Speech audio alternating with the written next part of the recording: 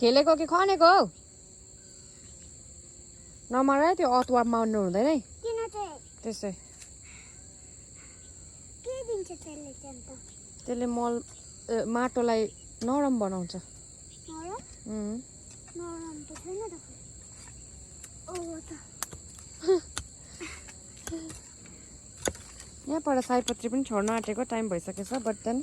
हामी जहिले ढिलो हुन्छ सयपत्री छोड्नु चाहिँ मकैको खोगा पनि यति आएछ यो चाहिँ हो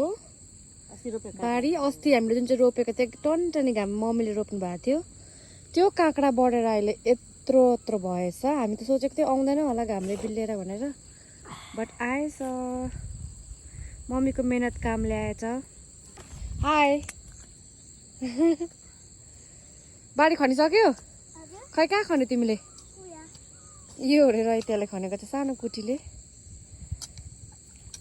एन्ड अब चाहिँ यहाँनिर डल्ले खोर्सानी रोप्नु आँटेको हो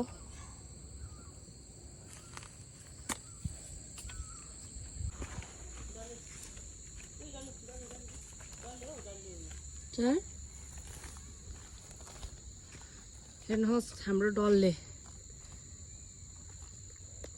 रिरी डल्ले फलिरहेको छ डल्ले खोर्सानी झ्याङ ठुलो भएर डल्ले त कम्ती देख्दो रहेछ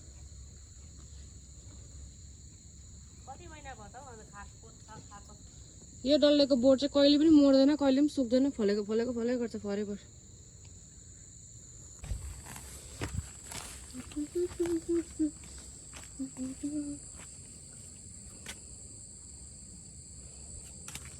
पले